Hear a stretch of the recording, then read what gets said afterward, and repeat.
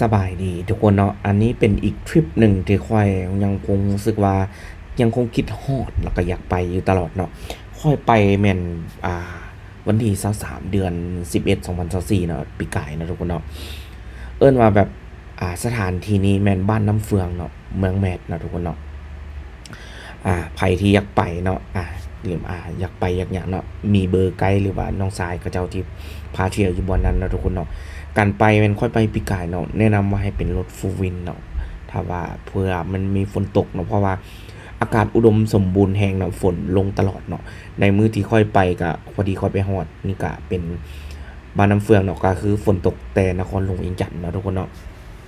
ค่อยไปนำกันกับทีมงานหลายคนเนาะมีจันบิลลี่เนาะมีมัตเตอร์ลอยโอเบนตัวเอเนาะคำเนาะแล้วก็ค่อยเนาะอ่า แล้วก็สิมีน้องทรายเนาะซึ่งว่ามื้อนี้เราจะได้ขี่เรืออยู่2ลำนะเพราะว่าน้ำค่อนข้างเชี่ยวแล้วก็เป็นแคบหลายเนาะก็คือยานเรือบ่ขึ้นเนาะก็เลยว่าได้แบ่งกันเนาะเรือลำของค่อยสิมีบิลลี่เนาะแล้วก็มีค่อยแล้วก็มีมัตเตอร์ลอยแล้วก็น้องทรายที่เป็นคนขับเนาะที่เป็นเพิ่นพาเที่ยวเนาะเรือนี่ค่าขึ้นไปหาน้ำทำผากาเนาะ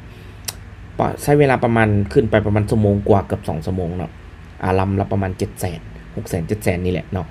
บ่ได้แพงเลยทุกคนเนาะขี่เรือจนบักโดนๆเนาะแล้วก็ยากเนาะการขับเรือนี่ต้องอาศัยแบบคนที่เก่งเนาะแล้วก็สำหรับค่อยเนาะถ้าว่าอ้อมหอบด้วยธรรมศาสตร์แบบนี้เนาะแล้วก็บรรยากาศที่ดีแบบนี้แล้วก็วิถีชีวิตที่แบบนี้เนาะทุกคนเนาะเอิ้นว่าบ่เสียดายเนาะบ่เสียดายเงินเลยแหละเนาะทุกคนเนาะในมื้อที่ค่อยไปเนาะจริงๆเนาะน้องชายเขาว่าสิชวนไปดำยิงป่าเนาะเพราะว่าค่อยเป็นคนมักเนาะมักในการอ่าเพราะว่าแต่น้อยค่อยก็อยู่บ้านนอกคอกนาแล้วค่อยก็ฝึกดำปลายิงปลาใส่เบ็ดใส่หม้องอหย่างแบบนี้เป็นปกติเนาะแล้วก็ใหญ่ขึ้นมาก็โดยที่ต้องหาเงินหาคำเนาะสร้างเนื้อสร้างตัวจาก2มือของเฮาเนาะก็จนมาวันหนึงที่พอมีรายได้เนาะที่สามารถใช้ชีวิตได้แบบที่เฮาอยากใช้ได้เนาะก็เลยว่าโอเคเนาะค่อยก็จะชวนหมู่คู่น้องนุ่งเนาะไปนำกันเนาะทุกคนเนาะภาพวันนั้นเนาะทุกวันนี้ค่อยยังคิดฮอดอยู่ตลอดเนาะที่ยังอยากจะไปนะค่อยก็ตั้งใจว่าปีนี้ค่อยจะไปอีกครั้งหนึ่งให้ได้นะทุกคนเนาะค่อยก็เลยตั้งใจเอาคลิปเนี่ยที่ดองมาเกือบ1ปีเนาะมาตัดแล้วก็ลงให้กับหลายคนได้เบิ่งเนาะทุกคนเนาะสถานที่นี่แบบธรรมชาตินี่แบบเฮาขี่ไปตามแคมน้ำแคมหยังเนาะมีสัตว์ป่าเต็มเนาะบ่ว่าจะเป็นหมูป่ากระทั่งตัวนกตัวหยังนอนตามแคมน้ำเลยเนาะทุกคนเนาะป่าอีหยังเขาก็ว่าหลายเนาะแต่ว่าในมื้อที่ค่อยไปแม่นอันน้ำขุ่นเนาะก็บ่ได้ดำเนาะก็ตั้งใจไปเที่ยวได้หั่นแหละเนาะซะ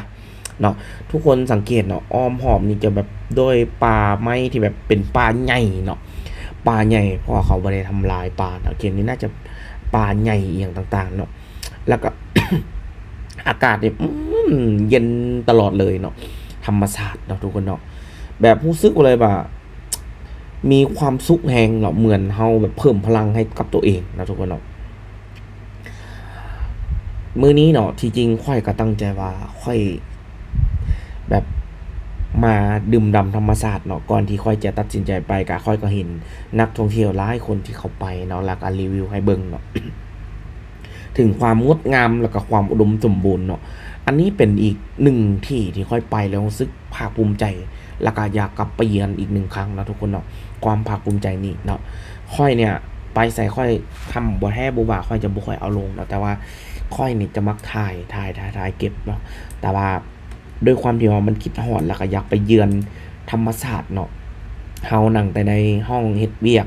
ทุกมือเนาะทุกคนเนาะทุกคนเบิ่งเนาะน้ำมันเนาะมันเซลแล้วก็บางบอนมันก็แคบสินะแล้วก็บวกกับคนขับเรือก็ต้องชำนาญนะทุกคนเนาะสังเกตเห็นบ่เฮาก็ม่นไปตามหยังไปแต่ว่าอ้อมหอบนี่แบบกล้องค่อยเนาะมันถึกฝนถึกหยังได้มันก็เลยอาจจะบ่ได้ชัดปานใดเนาะแต่ว่าธรรมชาติตัวจริงเนี่ยงามกว่าในวิดีโอที่ค่อยถ่ายลงน่ะประมาณ100เท่าเนาะทุกคนเนาะไผที่ได้ไปแล้วคนอื่นๆน่ะที่เขาเจ้าไปเนาะทุกคนไปเสิร์ชเบิ่งได้เนาะบ้านน้ำเฟืองเมืองแมดเนาะทุกคนเนาะแล้วจะเห็นเนาะที่เขาเจ้าไปแบบเขาเจ้ากล้องดีๆคุณภาพดีๆที่เขาเจ้าถ่ายกันเนาะ อ่าอันนี้พ่อค่อยตั้งใจไปเที่ยวไปอย่างสินะเนาะก็เลยว่าบ่ได้พบอุปกรณ์ที่แบบโอเคทันสมัยแบบครบเครื่องไปเนาะเพราะว่าบวกกับมันฝนตกแดดอย่างแดดเนาะแต่ค่อยมั่นใจเลยว่าถ้าค่อยได้ไปอีก1เทื่อเนาะทุกคนเนาะค่อยจะนำมาถ่ายทอดให้กับทุกคนเบิ่งเนาะทุกคนเนาะอันนี้แม่นถ้ำผาก้าเนาะที่ว่าหลายคนเคยไปเที่ยวเนาะเป็นถ้ำใหญ่เนาะตามที่ค่อยได้สอบถามน้องทรายเขาเจ้าก็ว่า เนาะทำนี่ถือคนพบมาประมาณได้20ปลายปีเนาะส่วนรายละเอียดค่อยก็บ่ได้ถามลึกปานใดเนาะอ่าเนาะฉะนั้นเนาะถ้ำตัวนี้เป็นถ้ำที่ใหญ่แฮงแล้วก็งามหลายเนาะทุกคนเนาะงามหลายเนาะค่อยเคยไปถ้ำนางแอ่นอยู่คำมวนเนาะความใหญ่ก็อาจจะสูสีกันเนาะงามความงามอีกเนาะงามเนาะแล้วก็ขี่เรือเข้าไปนี่ถือว่าลึกเติบเนาะทุกคนเนาะถ้ำตัวนี้เนาะ ส่วนหลายนักท่องเที่ยวเขาสิมาเข้ามาทำตัวนี้เนาะแต่ว่ามื้อนี้ค่อยมาเนาะค่อยบ่ได้เอาไฟอุปกรณ์ไฟที่แบบแจ้งแท้ๆเนาะมาถ่ายในทำให้กับทุกคนได้เบิ่งเนาะแต่ว่าก็สิเข้าไปให้เบิ่งเนาะเนาะฉะนั้นไผที่ยังบ่ได้มาเนาะแล้วก็อยากลองมาเยือนธรรมชาติแล้วก็ที่สงบเนาะก็ลองมาเบิ่งเนาะทุกคนเนาะ ถ้าว่าไผสิมาก็ลองสอบถามน้องทรายคุณพื้นที่เขาก่อนเนาะว่ามาได้บ่เนาะทางเป็นจังไดเนาะคันว่าไผสนใจเนาะนำสิก็บอกเนาะนำสิเอาเบอร์น้องทรายทิมไว้กล่องคอมเมนต์ให้เนาะปะไว้กล่องคอมเมนต์ให้เนาะฉะนั้นโอ้เนาะแบบเอิ้นว่าแบบค่อยเป็นคนมักธรรมชาติที่สุดเนาะเพราะว่าค่อยแต่น้อยมาค่อยก็อยู่บ้านนอกคอกนาเนาะความธรรมชาติอยู่กับธรรมชาติอยู่กับไร่นาอย่างต่างๆเนาะอยู่กับน้ำอยู่กับหยังเนาะ แต่ว่าวันนี้เนี่ยแบบโอ้ยอมรับเนาะแล้วก็ใหญ่เนาะทุกคนเบิ่งในกล้องคือแต่บ่ใหญ่เนาะแต่ว่าความเป็นจริงนี่ใหญ่แบบอลังการขนาดเนาะทุกคนเนาะแล้วก็ถ้ำตัวนี้ก็คนก็ยังมาบ่ค่อยหลายเนาะความอุดมสมบูรณ์ความดิบความเดิมยังคงอยู่นะทุกคนเนาะสิ่งที่ค่อยภูมิใจก็คือที่สุดก็คือได้ไปเที่ยวกับหมู่ครูน้องนุ่งเนาะไปกันเป็นแบบเป็นแบบทีมเนาะรู้สึกว่าแบบค่อยมีความสุขหลายเนาะ แล้วก็ค่อยขอภูมิใจบ่ต้องไปแข่งขันกับไผเนาะใช้ชีวิตในฉบับตัวเองให้มีความสุขเนาะก็พอใจเนาะที่จริงค่อยไปเที่ยวหลายเนาะหลากหลายแต่ว่าส่วนหลายค่อยก็บ่ได้อัดลงเนาะแต่อัดเก็บไว้ซื่อๆเอาไว้เบิ่งในยามที่ตัวเองอายุหลายแล้วบ่หรือว่ายามที่ตัวเองเฒ่าแก่แล้วอย่างต่างๆเนาะ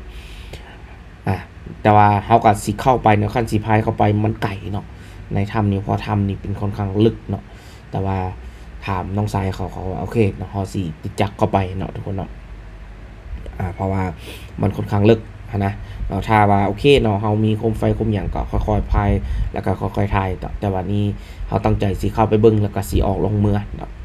ไปนั่งตั้งแคมป์ตั้งหยังเนาะอยู่แถวปากทางเข้าบ้านของเขาเจ้านั่นแหละเนาะ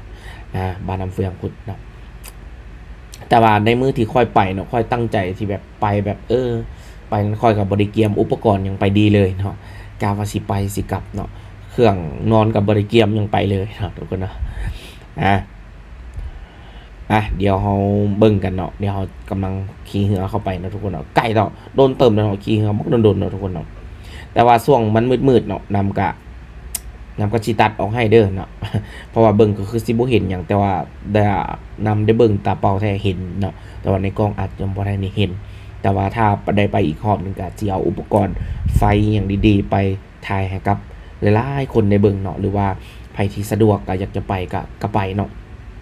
กายวังเวียงไปกาสีเนาะมันมี3แยกเนาะมันจะมีทางเข้าเนาะมันจะมี3แยกเนาะเฮาเลี้ยวซ้ายเนาะมันจะมี3แยกอยู่กาสีเนาะเลี้ยวซ้ายเข้าไปทาง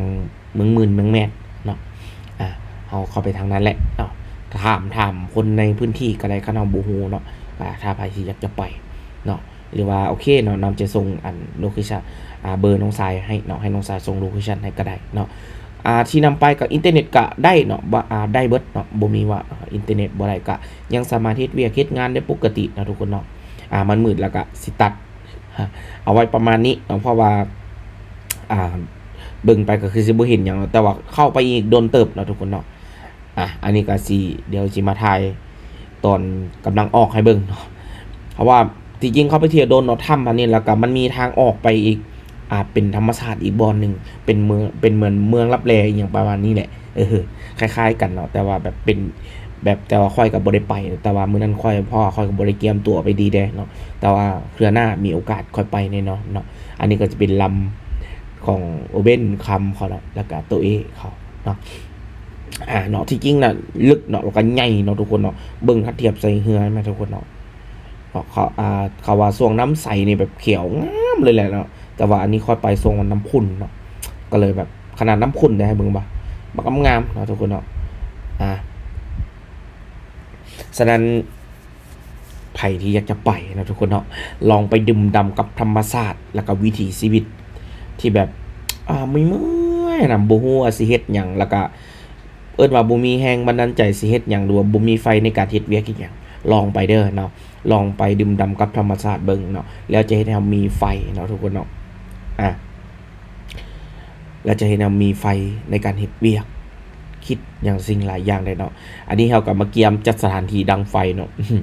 มื้อนี้เฮาบ่ได้ยิงป่าบ่ได้หยังเนาะแต่ว่ากน้องชายเขาอยู่บ้านนี่แหละเนาะก2คนเนาะ2-3 คนเขาก็มาตั้งแคมป์ตั้งหยังให้เนาะก็สิมีย่างไก่ย่างหยังกินเนาะ แล้วก็สิมีเล็กๆน้อยๆเนาะดื่มสังสรรค์กันแต่ว่าน้องชายเพิ่นก็อันนั้นได้ไปไต่ตัวเขียดตัวหยังมาให้กินอยู่เนาะมื้อนี้ก็ลองเหล้าขาวก่อนเนาะเขาบอกว่ามาทีนี้ต้องลองเหล้าขาวซั่นเนาะ ที่จริงเนาะ